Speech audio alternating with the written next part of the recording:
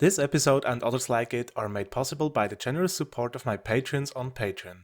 If you would like to help support this channel and get early access to every video, consider becoming a patron on patreon.com/CityScapes.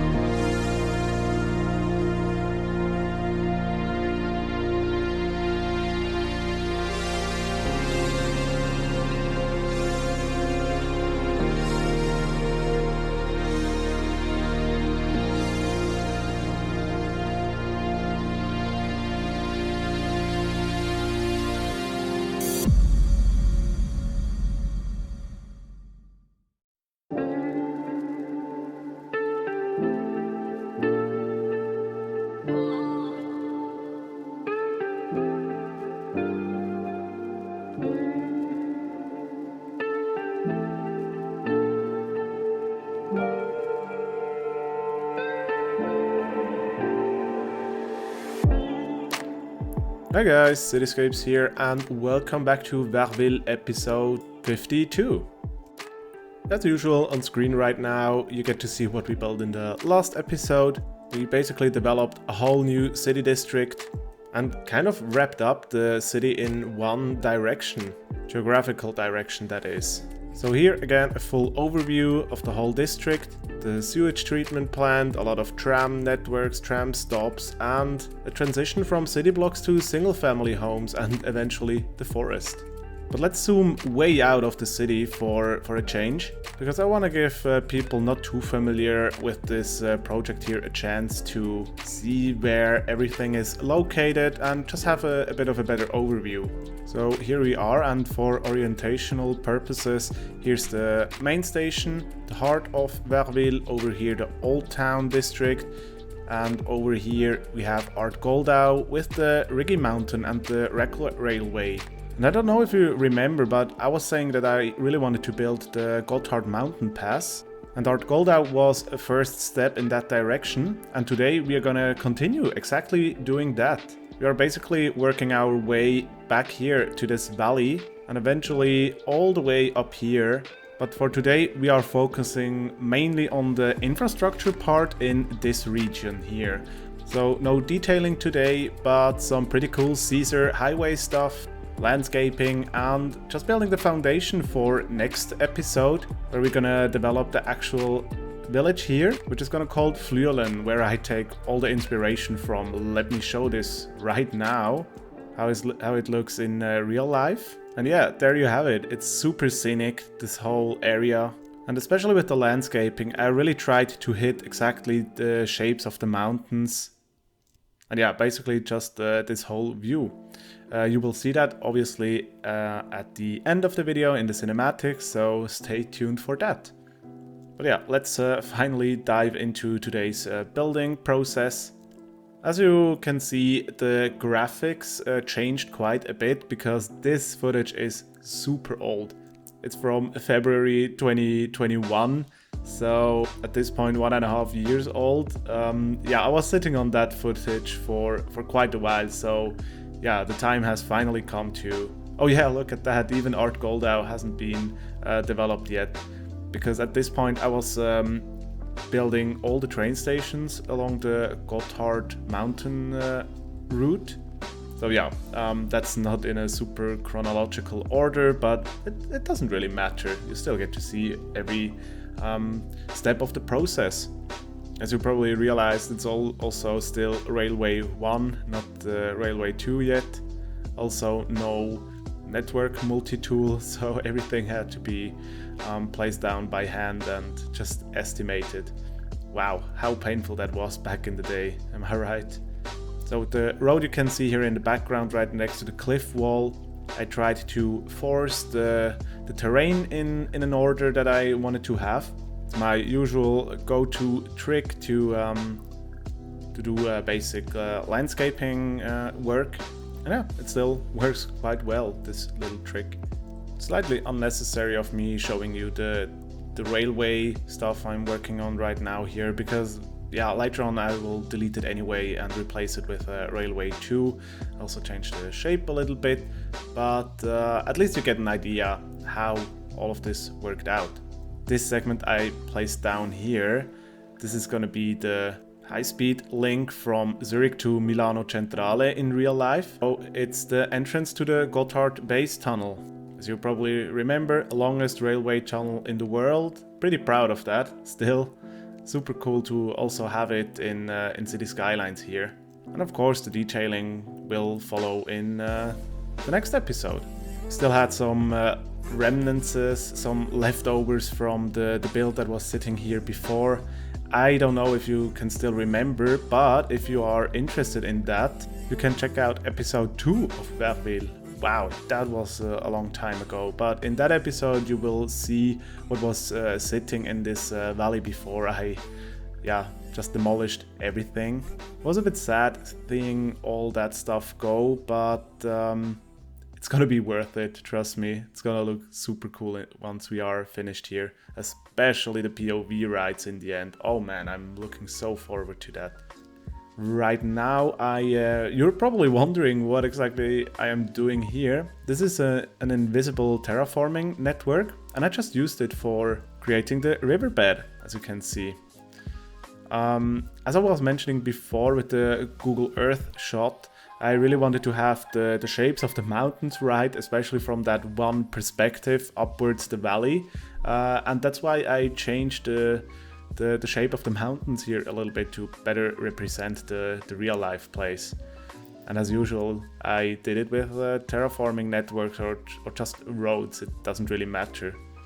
Same thing that I'm doing right now here, just dragging roads all over the place, just to change the landscape a bit. Right now you can also see the fork where the railway is going to the right way. Oh, it's already gone, but I hope you caught this one. Otherwise you can go a little bit back in the video. The railway that was going to the right side is basically the old railway that was winding its way up the Gotthard Valley before the new base tunnel was built. I will be talking about this older railway stuff in a future episode where we will be focusing on this Gotthard stuff way more in depth. Today we are only focusing on the lower valley here on the Fluelen area. As you can see, always jumping back to that one perspective and changing the roads slash the landscape to better fit the real life place. Especially when you try to get this one perspective right, this road approach is super handy because you can sit at this actual viewpoint where you want to be and still have the roads selected and lower or rise them to change the terrain basically. And this is way too tedious if you want to do this with normal landscaping tools. And yeah, at this point the footage changed a bit to way newer one. I mean, not the footage changed, the graphics settings I mean. And this was just a little project I was inspired to do. Obviously we had to bring the highway somehow back into this valley here. Way back in the day in episode 2 there was only a normal 2-lane road going up this valley here, but it was pretty clear that we need a proper highway to represent the Gotthard Pass somehow, because there's a highway in real life too, because it's a super important link to Italy basically. It's a really important link from northern to southern Europe. And this little project I'm working on right now, this bridge here, it also exists in real life. It's called the Piagina Viaduct, and I can show you this bridge here with those images.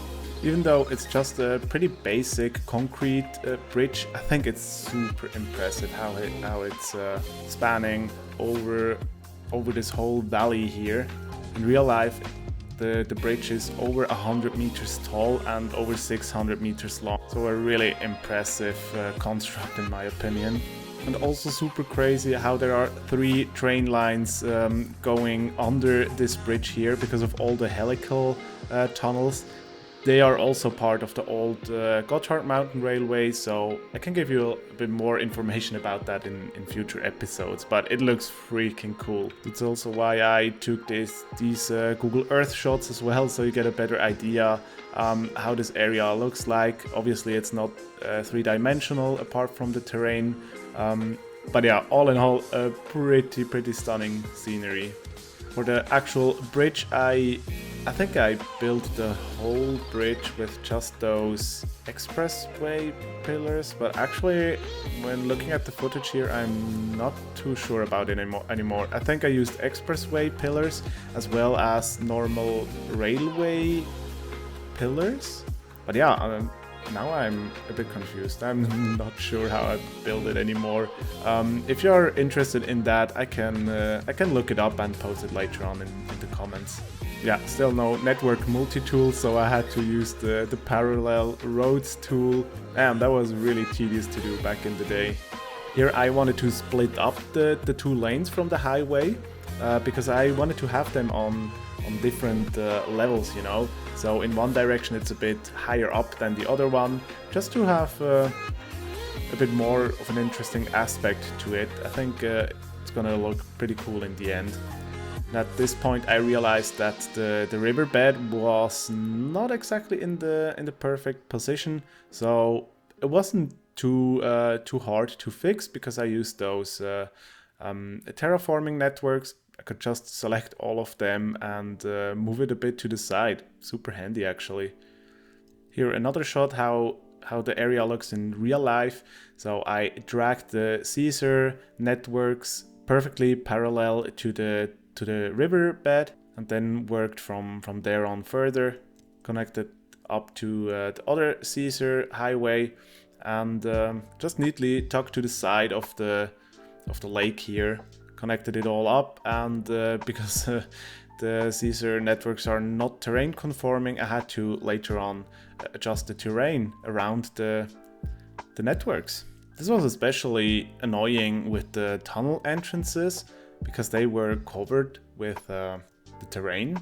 So I had to use some separate terrain conforming networks and just polish the terrain around the entrance a little bit more. I think that's a really annoying thing about the CSUR networks. I don't know if it's a glitch from my side or if this is just normal for CSUR, but yeah, that could actually be fixed with the tunnel portals. That's kind of annoying. Wondering how it will look like in first person, right? But we'll see about that.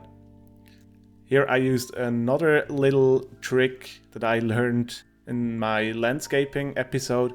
I used super wide terrain conforming networks, widened them even more with node controller and tilted them, so there's a nice slope along the mountain here.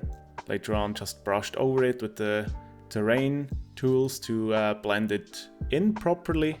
And now we already get close to the finished look. Let me show this to you here again on Google Earth. This, by the way, is also just a super scenic highway to drive through Switzerland. So if you want to do a road trip, I can highly recommend this route to you. What I probably wouldn't recommend anymore are those CSUR networks in general. As you can see here, it's just really tedious with all the terrain changes I had to do. Especially since node controller, there's not too many good reasons for CSUR roads anymore. But I have to say the models still look really good. So I'm excited to record maybe I could do a Flixbus first person ride sometime in the future. Yeah, that could fit actually. And now let's move on to the juicy part that you were probably waiting for, building the interchange. I have to say I have pretty mixed feelings about building interchange of this CSUR. On the one hand, it's actually a really cool challenge to use the little UI they programmed for it, just selecting the proper network types for it. And if you put enough time and effort in it, you will be able to create so cool interchanges on a way smaller scale as well, because the networks are way narrower and, I don't know, just more flexible to use actually. You can build them on a way smaller footprint without having too many glitches and stuff like that than with normal networks. But yeah, it is tedious. It's definitely super tedious. But I mean, look at how smoothly the road is branching off of the highway and just those on and off ramps. Oh man, it's definitely worth it if you put the time in it. I'm actually curious how they will work now together with the network multi-tool. Maybe it's a bit easier to use now. But yeah, as I mentioned a couple of times already, this footage is still from way back in the day, so no network multi-tool back then. Also, a cool thing that I'm doing right now here is having the on and off ramps from the highway merging into the normal arterial road that's gonna feed the highway. And yeah, again, it just shows how flexible you can use those CSUR networks here and just how small the footprint actually is. But yeah, now that I think of it, you can do that with normal roads as well, together with node controller and some intersection marking tool magic, and you can get pretty similar results actually. But yeah, but still super interesting trying this with a CSUR.